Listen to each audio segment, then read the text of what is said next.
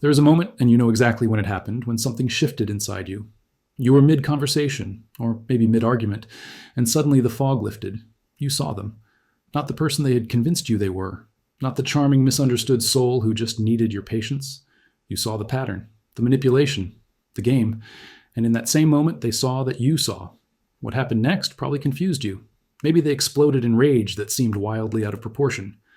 Maybe they suddenly became the victim, sobbing about how you never believed in them. Maybe they went dead calm, cold, and calculating, and you watched their eyes change into something you barely recognized. Or maybe all three happened within the same hour. Here is what you need to understand. That reaction was not random. It was not unique to your situation. It follows a documented psychological sequence that clinicians have studied for decades. Every survivor describes the same escalation pattern, the same tactics, the same desperate scramble to regain control. And once you understand why they react this way, you will never be blindsided by it again. Welcome to Predator Psychology, where we decode the minds that manipulate and arm the minds that heal. Today, I'm going to show you exactly what happens inside the narcissist when they realize their mask has slipped. We are going to break down the specific behavioral sequence they follow, from the initial injury to the rage, to the smear campaign, to the hoovering attempts. More importantly, I'm going to explain why they cannot help but react this way, what it reveals about their psychological structure, and how understanding this pattern protects you from being pulled back in. This is not about villainizing them. This is about seeing the machinery clearly so it can never operate on you in the dark again. To understand why narcissists react so explosively when you see through them, you first need to understand what is actually at stake for them. And it is far more than their ego. Psychoanalyst Donald Winnicott described something called the false self. This is a carefully constructed persona that narcissists build, usually beginning in childhood, to protect a deeply wounded inner self from perceived threats. Sam Vaknin, who has written extensively on narcissistic personality disorder, puts it bluntly.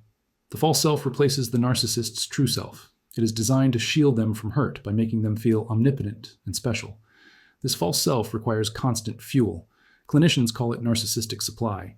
It consists of attention, admiration, validation, and control drawn from other people. Here is the disturbing part. The narcissist does not care whether this attention is positive or negative. Infamy works as well as fame. Fear works as well as love. What matters is that you are focused on them, reacting to them, feeding the construct. When you see through them, when you stop believing in their specialness, when your eyes go flat and unimpressed, you're not just hurting their feelings. You're starving the only self they know how to be. You are threatening their psychological survival. Neuroimaging research confirms this is not just metaphor. A 2015 study found that when narcissists experience social rejection, their brains show heightened activation in the dorsal anterior cingulate cortex and anterior insula.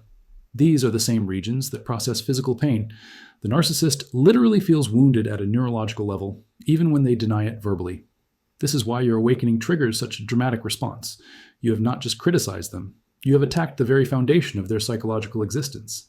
Now let us break down exactly what happens when that foundation cracks. The sequence is remarkably consistent across thousands of clinical observations and survivor accounts. The first response is almost always intensified gaslighting. The narcissist's immediate instinct is to restore your doubt before your clarity solidifies. They will deny events you both witnessed. They will question your memory, your perception, your mental stability. You imagine that. That is not what happened. You are always so sensitive. This is not confusion on their part. This is a calculated attempt to make you distrust your own eyes. When gaslighting fails, narcissistic rage emerges. Psychoanalyst Heinz Kohut first named this phenomenon in 1972. Dr. Ramani Durvasula describes it perfectly. The insecurity and shame inside a narcissist is like a volcano that is always bubbling. On top of that, volcano is a heavy metal manhole cover. When you see through them, you kick that cover off. This rage takes two forms. Explosive rage looks like screaming, verbal abuse, throwing objects, slamming doors, sometimes physical violence. Pernicious rage is quieter but equally destructive. Silent treatment, cold, calculated cruelty, plotting revenge, stalking behaviors.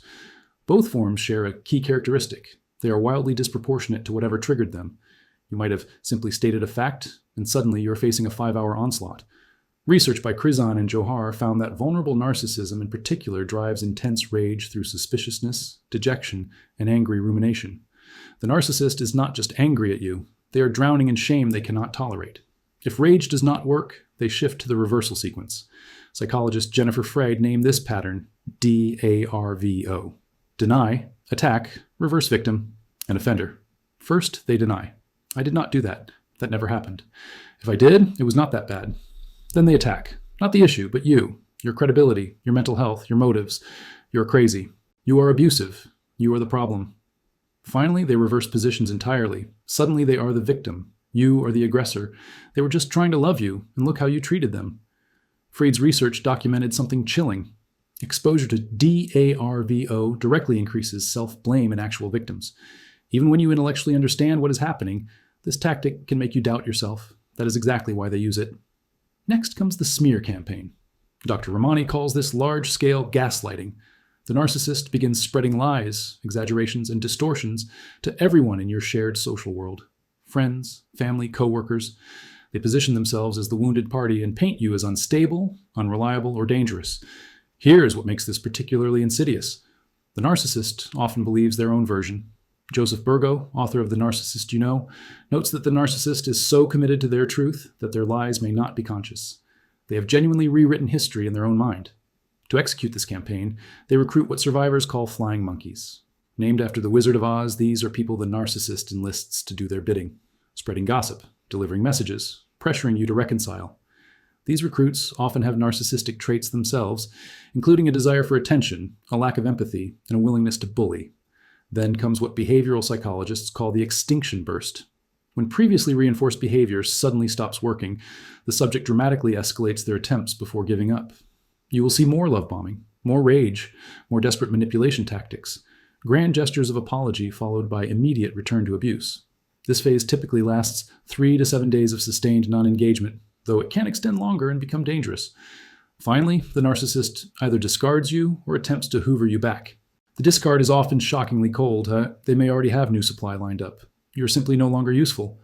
Hoovering, named after the vacuum brand, involves attempts to suck you back into the relationship. Apologies that seem sincere, promises of change, claims of crisis or illness, renewed love bombing that mirrors the early days. The key thing to understand is that none of this is about you. It is not about love or loss or genuine emotion. It is about supply, control, the desperate need to maintain a false self that cannot survive honest examination. If you are watching this and thinking, yes, this is exactly what happened, I need you to recognize what that means. You are not crazy. You are not overreacting. What you experienced was a documented psychological pattern playing out exactly as it does for millions of other survivors. You might recognize this sequence in specific moments. The argument where you calmly stated a boundary and they responded with 4 hours of screaming. The conversation where you pointed out an inconsistency and suddenly you were defending your entire character. The time you caught them in an obvious lie and somehow ended up apologizing for being suspicious. You might recognize it in the aftermath. The friends who suddenly stopped calling because they heard you were unstable. The family members who urged you to give them another chance because they seemed so sorry. The flying monkeys appearing in your inbox with messages that felt rehearsed because they were. You might recognize it in the cycle itself. The calm that came after the storm. Just long enough for you to relax before the next eruption. The apologies that were never followed by changed behavior. The promises that evaporated within days. The creeping sensation that you were losing your grip on reality. This is the pattern. Same playbook, different predator. Now that you see the machinery, let us talk about how to protect yourself when it activates.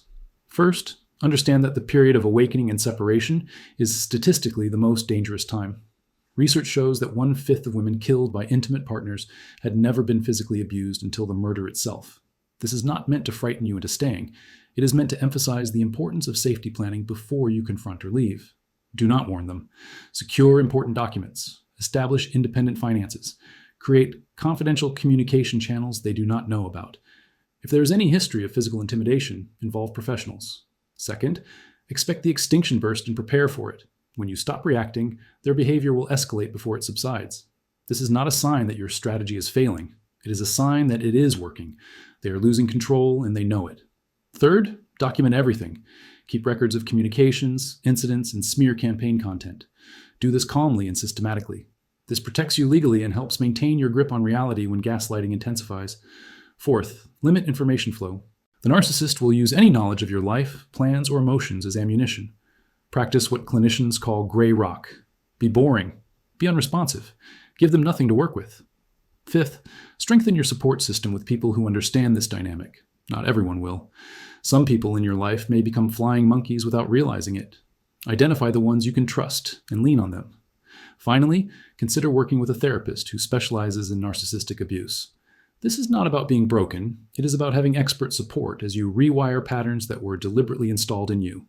Approaches like EMDR, dialectical behavior therapy, and trauma-focused therapy have strong evidence for helping survivors heal.